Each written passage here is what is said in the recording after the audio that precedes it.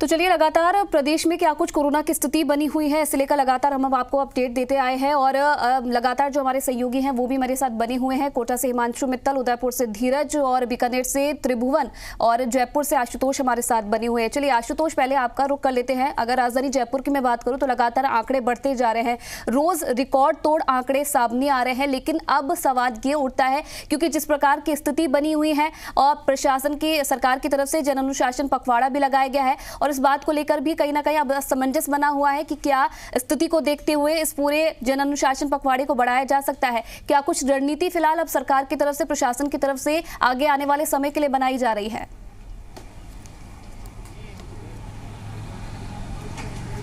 देखिए, बिल्कुल आने वाले समय को देखते हुए बहुत हद तक संभव है कि सख्त फैसले लिए जाएंगे और इसको जो एक आंशिक लॉकडाउन जैसी स्थिति इस समय चल रही है उसको कंटिन्यू किया जाएगा। कोरोना का लगातार खुद फीडबैक ले रहे हैं मुख्यमंत्री, खुद पॉजिटिव है लेकिन लगातार काम कर रहे हैं। और अब से कुछ देर पहले मुख्यमंत्री अशोक गहलोत की तरफ से कोरोना से संबंधित एक ट्वीट किया गया है जिसकी जानकारी मैं आपको दे दूं। उन्होंने साफ लिखा है कि हमारा प्रयास है कि केंद्र सरकार और राज्य सरकारों से मिलकर कोविड महामारी का मुकाबला करेंगे। ऑक्सीजन और दवाइयों की कमी बेहद व्यथित करने वाली है। हम केंद्र सरकार से बार बार निवेदन कर रहे हैं कि अन्य राज्यों और विदेशों से मदद को लेकर राजस्थान और जो दूसरे राज्य हैं उनकी भी केंद्र सरकार की तरफ से लगातार मदद की जाए।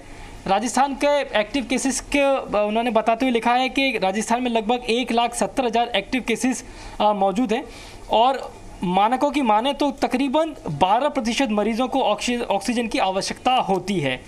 यानी राजस्थान में करीब 20,400 मरीजों को आज ऑक्सीजन की आवश्यकता है और एक्टिव केसेस की अगर काउंटिंग की जाए तो आज प्रदेश को 466 मैट्रिक टन ऑक्सीजन की आवश्यकता है। लेकिन अब यहाँ से राजस्थान को क्या कुछ मिल पा रहा है, लेकिन फिलहाल राजस्थान को सिर्फ 265 मैट्रिक टन ऑक्सीजन ही मिल पा रही है।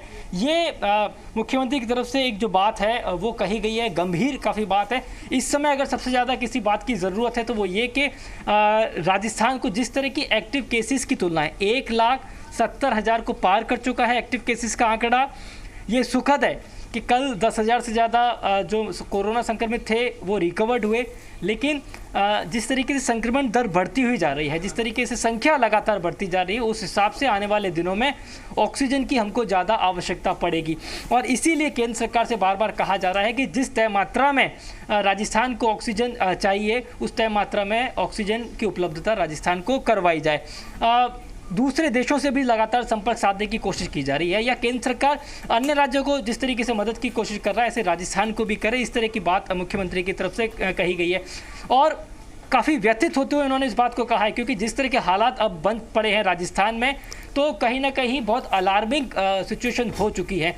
अब संभव है कि जो मेडिकल एक्सपर्ट हैं हमारे, वो होम आइसोलेशन पे ज़्यादा जोर दें, यानी कि हर व्यक्ति को अस्पताल का रुख नहीं करना है, क्योंकि देश के मेडिकल एक्सपर्ट इस तरफ इशारा कर रहे हैं कि तकरीबन बहुत कम ऐसा प्रतिशत है, 10 से 12% या उससे भी कम प्रतिशत ऐसे लोग हैं जिनको अस्पताल में भर्ती होने की ज़रूरत है अगर वो कोरोना संक्रमित पाए जाते हैं। लेकिन आसपास भय का माहौल बना हुआ है, एक पैनिक जैसी सिचुएशन हो चुकी है। लोगों को ये लग रहा है कि अगर वो अस्पताल में रहेंगे तो वो सुरक्षित है, उनकी जान तभी सुरक्षित रहेगी तब उनको रेमडेसिविर इंजेक्शन लग जाएगा, या अस्पताल में अगर वो भर्ती हो जाते हैं तभी उनको ऑक्सीजन मिल पाएगी, जो कि एक तरीके की गलती लोग कहीं ना कहीं कर रहे हैं। बहुत क्लियर गाइडलाइन के साथ में जो हमारे देश के मेडिकल एक्सपर्ट हैं वो कह रहे हैं कि आपको सिम्टम्स को समझना होगा कि एक माइल्ड सिम्टम्स किस तरीके के होते हैं कोरोना संक्रमित के, और अगर किसी की गंभीर हालत हो रही होती है तो उसकी स्थिति क्या कुछ होती है। ऐसे में हो ये रहा है कि अस्पतालों में बड़ी संख्या में भीड़ पहुंच रही है और जिस व्यक्ति को वाकई में आईसीयू की या ऑक्सीजन की ज़रूरत है उसको नहीं मिल पा रही है। ये कुछ व्यवहारिक समस्याएं हैं जो सामने निकल के आ रही हैं। और अगर होम आइसोलेशन पे पूरी तरीके से ध्यान दिया जाएगा, टेली कंसल्टेंसी पे बहुत ज़्यादा ध्यान दिया जाएगा, तो संभव है कि जिस तरीके से पिछली बार हमने कोरोना पे जीत हासिल की थी, ये बात बिल्कुल ठीक है कि बहुत तीव्रता के साथ इस बार आक्रामकता के साथ में कोरोना लोगों को अपनी जद में ले रहा है। लेकिन अगर सही तरीके से, सही प्रोटोकॉल के मुताबिक इसका सामना किया जाए तो इस पे जीत हासिल करना संभव है। आसान तो नहीं कहूँगा, लेकिन कहूँगा कि संभव है। जी बिल्कुल, कहीं ना कहीं जिस प्रकार की स्थिति बनी हुई है, लोगों को अब समझना यहाँ पर जरूरी हो गया है कि कैसे हम कोरोना के इस चेन को तोड़ पाएं सबके सहयोग से। चलिए बीकानेर का रुख कर लेते हैं, त्रिभुवन वहां से हमारे साथ जुड़ रहे हैं। त्रिभुवन, फिलहाल बीकानेर की स्थिति की मैं बात करूं तो क्या कुछ बीकानेर में स्थिति बनी हुई है और कोरोना का फिलहाल क्या अपडेट है? जी, बीकानेर में है जो कोरोना का लगातार जो ग्राफ है वो बढ़ता जा रहा है। आज की सुबह जो पहली रिपोर्ट आई थी उसमें 776 जो पेशेंट है वो कोरोना पॉजिटिव पाए गए। प्रशासन लगातार जांचें बढ़ा रहा है, उसी का नतीजा है कि केस भी ज़्यादा आ रहे हैं। अगर बात करें वहाँ की सुविधाओं की तो जो जिला प्रशासन है वो पूरी तरह से लगा हुआ है कि हर मरीज़ को उसकी दवाई मिले और साथ ही जो ऑक्सीजन की रिक्वायरमेंट है वो भी पूरी की जाए। जिला कलेक्टर नमित मेहता ने आज सुबह ही स्वास्थ्य विभाग कर्मचारी और जो प्रशासनिक अधिकारी है उनके साथ बैठ के ये एक मीटिंग की रखी और उसमें ये तय किया गया कि जो ऑक्सीजन का अपव्यय है वो कम से कम हो, जिससे जो जिनको ऑक्सीजन की ज़रूरत है उनको जो ऑक्सीजन मिल सके। कुछ जो होम आइसोलेट हैं जो ऑक्सीजन पे हैं उनके लिए भी एक अलग से कमेटी बनाई गई है और उनकी किसी तरह की तकलीफ न हो उनके लिए एक व्यवस्था की है। एक कमेटी को गठित किया गया है जो उनसे बात करेगी और उन जो होम आइसोलेट मरीज़ हैं उनको लेकर वो वहाँ से गैस को ऑक्सीजन को अपने कवर करेंगे। आप मेरे पीछे की नज़र आप देख सकते हैं कि जो पुलिस प्रशासन है वो पूरी तरह से मुस्तैद है और हर आने जाने वाली जो गाड़ी है उसको चेक किया जा रहा है। इसके बावजूद भी जो सड़कों पे आवागमन है वो काफ़ी ज़्यादा देखने को मिल रहा है। लगातार पुलिस समझाइश कर रही है कि घर से बाहर न निकले और जो अगर जो ज़रूरी कार्य है तभी बाहर निकले।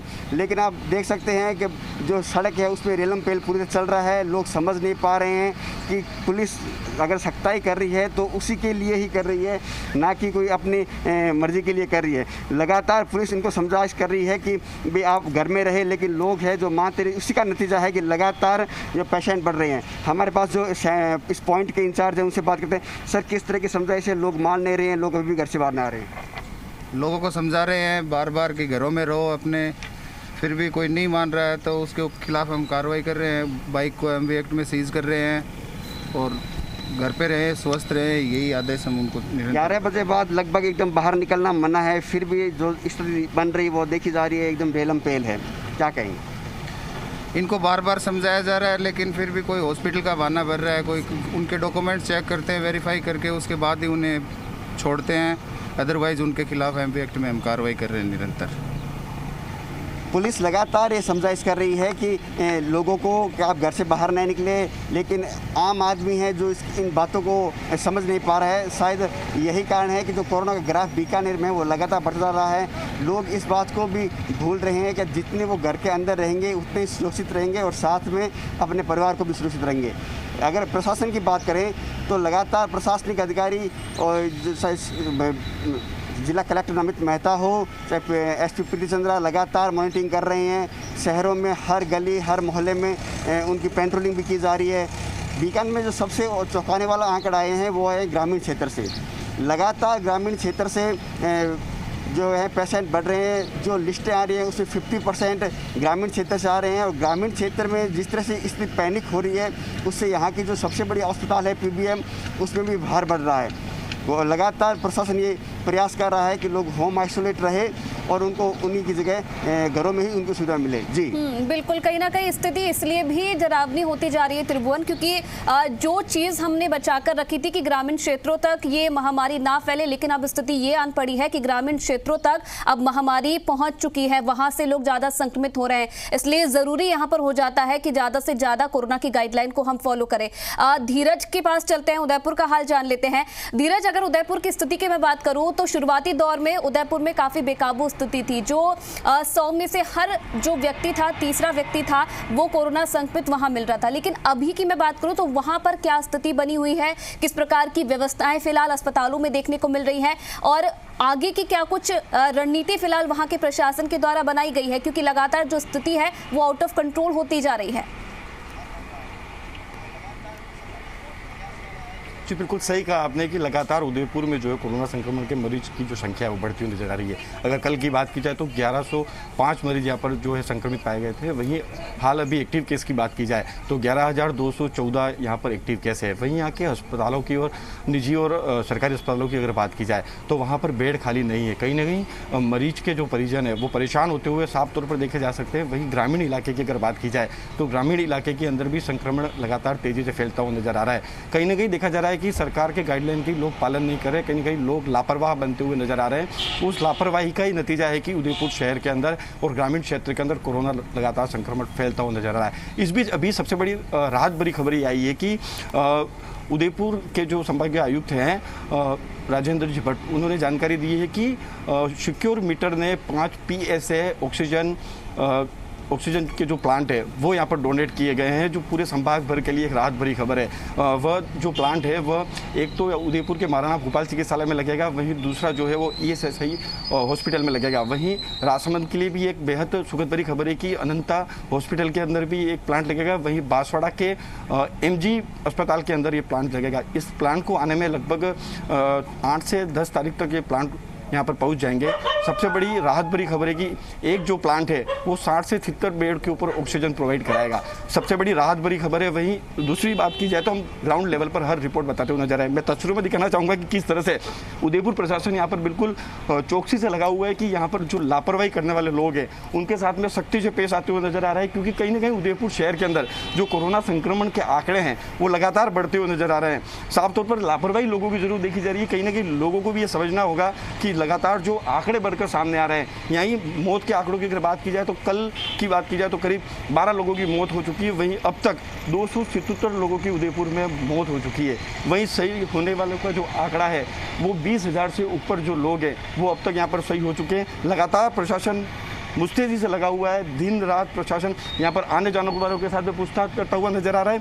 वहीं इस कोरोना की चेन को तोड़ने के लिए पुलिस हर संभव प्रयास कर रही है, लेकिन आमतौर पर देखा जा रहा है कि कहीं ना कहीं लोगों की जो लापरवाही है वो साफ तौर पर सामने रही है। ग्रामीण क्षेत्रों की अगर बात की जाए तो ग्रामीण क्षेत्रों के अंदर हमारे पास भी कई बार फ़ोन आ चुके हैं कि लगातार जो लोग हैं वो लापरवाही, दुकानदार जो है वो शादियाँ होने के कारण से लापरवाही अपने घर में लोगों को बुला करके सामान बेचते हुए पाए गए हैं। कई जगह जो प्रशासन के अधिकारी है वो लगातार दुकानों को सीज भी कर रहे हैं, लेकिन साफ तौर पर देखा जा रहा है कि कहीं ना कहीं आम इंसान को जागरूक होना पड़ेगा और सरकार के जो गाइडलाइन है उसका पालन करना पड़ेगा, तभी इस कोरोना की चेन को तोड़ा जा सकता है। बिल्कुल, कहीं ना कहीं जिस तरीके से प्रशासन अपना काम कर रहा है, सरकार अपना काम कर रही है, लेकिन यहाँ पर बेहद जरूरी हो जाता है कि जनता भी सहयोग करे ताकि जो कोरोना की चेन प्रदेश भर में देखने को मिल रही है उसे तोड़ पाने में हम सभी लोग कामयाब हो पाए। चलिए, बहुत धन्यवाद आप सभी लोगों का तमाम तस्वीरें दिखाने के लिए और तमाम